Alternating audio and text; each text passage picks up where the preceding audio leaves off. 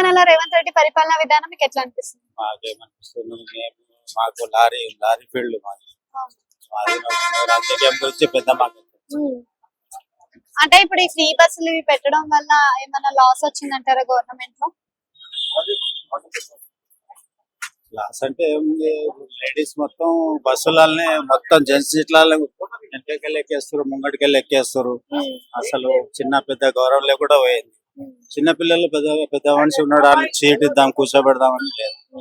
మరి too much అయిపోయింది. అంటే బస్సులు ఫ్రీ పెట్టిన కాడ నుంచి పప్పు, ఉప్పు, నూనె, బియ్యం ఇట్లాంటి వాటి మీద రేట్లు పెరిగినాయి అంటారు, మీరేమంటారు?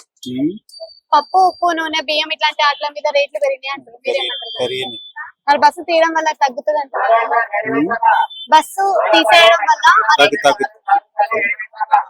అంటే ఇప్పుడు సన్న బియ్యం ఇస్తున్నాం అంటున్నారు కదా, సన్న బియ్యం వస్తున్నాయా? సన్న బియ్యం అక్కడ పల్లెటూరులో ఊర్లలో వస్తుంది, ఇక్కడ లేదు ఇంకా. అసలు కేసీఆర్ కి రేవంత్ రెడ్డికి తేడా అంటే ఏం చెప్తారు మీరు? మనకు అంత ఇది లేదు. అంటే 10 ఏళ్ల పరిపాలన కేసీఆర్ చేసినారు కదా, అప్పుడు ఆయన ఉన్నప్పుడు రైతు బంధు, రైతు బీమా, రైతు భరోసా లాంటి పథకాలు ఇచ్చిండు. మరి ఈయన అట్లాంటివి ఏమి ఇస్తలేడు. మాకు ఆయన ఉన్నప్పుడు అదే, ఇప్పుడు ఈయన ఉన్నప్పుడు అదే, మాకు వేరే అదే.